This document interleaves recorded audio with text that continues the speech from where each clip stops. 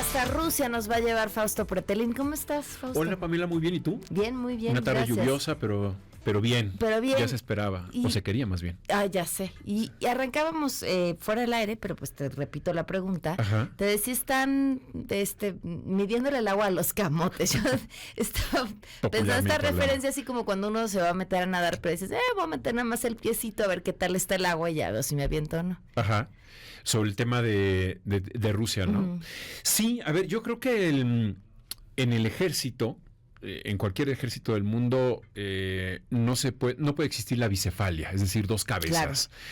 Hay un líder, y cuando hay alguien alrededor de ese líder que le anda moviendo la silla por alguna razón, incomoda e inclusive se pone nervioso, ¿no? En este caso el general, hablo del ministro de Exteriores del presidente ruso de defensa, perdón, el ministro de Defensa del presidente ruso. La contraparte es este personaje, Yevgeny Prigozhin, Prigozhin, no sé si estoy pronunciándolo bien. Ya aquí lo tenía apuntado, según yo, cómo se pronuncia, pero sí es que está medio difícil, ¿no? Exactamente, que es el líder del grupo Wagner. ¿Prigozhin? ¿No? Yevgeny Prigozhin. Okay, Prigozhin. Ok. Bueno, si algún ruso nos está escuchando, por favor, nos podría que nos ayudar corrija. Con esta pronunciación horrorosa. Ya sé. De mi ruso, pero este personaje, fíjate, es, y lo pongo entre comillas, atractivo, y digo entre comillas porque es perverso, atractivo desde el punto de vista de la comunicación.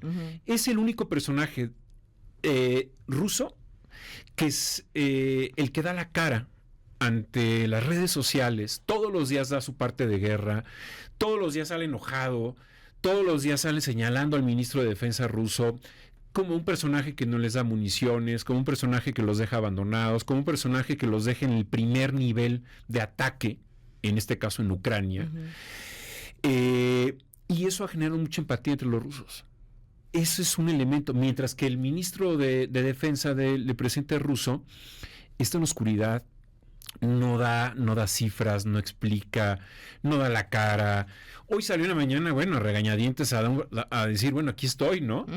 Pero en realidad quien se lleva la empatía y quien se lleva el aplauso entre los rusos, y siempre lo estoy diciendo como entre comillas y todo, porque lo que están haciendo pues es una barbaridad, ¿no? Claro. Pero ya digamos que en el entorno ruso, quien se lleva los aplausos es este personaje Prigozhin, que es era conocido como el chef del presidente ruso por haber tenido esta empresa de catering durante muchos años y generó mucho acercamiento y mucha confianza con el presidente ruso. Prigozhin es un personaje que de alguna manera hace el trabajo sucio del presidente Putin, ¿no? Es el trabajo. ¿Por qué? Porque lleva a sus miembros de este grupo mercenario paramilitar sin bandera. Es decir, te lo puedes encontrar en la calle y no sabes quién es, pero trae una UCI o un rifle, ¿no? Y es el que de alguna manera ha coordinado, si se permite la expresión, ha abierto las franquicias de Wagner en África, en donde todas las franquicias son rusas, pero ha generado de alguna manera pavor en algunas regiones, ¿no? Entonces, regresando al inicio, están peleados, y la gran pregunta es ¿por qué permitió el presidente ruso que se pelearan? Y públicamente, esto no es nuevo, Pamela, esto ya tiene varios meses que públicamente el jefe de Wagner critica en redes sociales al ministro de Defensa. Y yo te aseguro que si el día de hoy aplicaran una encuesta ahí en Rusia de quién es el más popular, por supuesto que el grupo Wagner, ¿no? Okay. Y aquí es donde la pregunta es, bueno, ¿por qué dejó el presidente ruso correr esta pugna entre las dos personas? Solamente debe existir una persona al frente del ejército, que en estricto sentido lo sigue siendo el ministro de Defensa, pero dejó crecer mucho, si se permite la expresión, a estos enanos del circo, ¿no? Es decir, claro, le creció y ya no supo contenerlo. Y no lo ha sabido contener o no ha querido contenerlo. ¿Por qué? Porque tiene de alguna manera algunos intereses compartidos, ¿no? Era lo que te decir, ¿fue contención lo que se hizo? O sea, ¿ves que ya ahí terminó esta historia? No, yo creo que tienen un alcance todavía ilimitado. Todavía habrá que explicar qué ha sucedido en las últimas horas, dónde está él, el chef de Putin, y por qué de alguna manera el presidente ruso no previó esto, ¿no? Hay notas en donde en Estados Unidos dicen que ya se sabía, ¿no? La CIA sabía muy bien que iba a venir este choque contra el ministro de Defensa del presidente ruso. Y lo que tendría que ver o esperar en las próximas horas será si le va a pedir la renuncia o no al ministro de Defensa, el presidente ruso, o si le va a conceder más confianza, ¿no? Porque lo que dijo hoy en la mañana el chef de Putin, el de Wagner, fue que no tenía intenciones de dar un golpe de Estado, que la única intención era que se diera a conocer las deficiencias del ejército desde que inició la invasión hasta el día de hoy.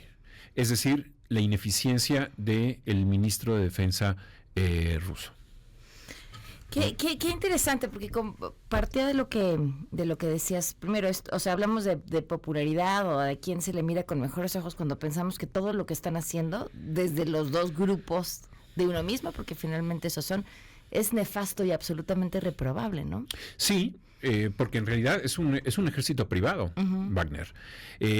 Mencioné lo de la República Centroafricana porque curiosamente hoy, desde la presidencia de ese país africano, hablan de que el contrato que firmaron con los Wagner era no con los Wagner, sino con el presidente de Rusia, con el gobierno ruso. Es decir, esa fue una revelación durísima. No sé si fue queriendo o no queriendo, pero hoy el ministro de Exteriores ruso, Lavrov, salió a decir, oiga, no le crean a las agencias occidentales, y sobre todo lo que dijo este político de la República Centroafricana, porque eso revela y lo deja descubierto, ¿no? Al presidente ruso diciendo, pues tú eres el que de alguna manera creaste el ejército Wagner, claro, el grupo Wagner, y es tu responsabilidad lo que ha ocurrido, ¿no?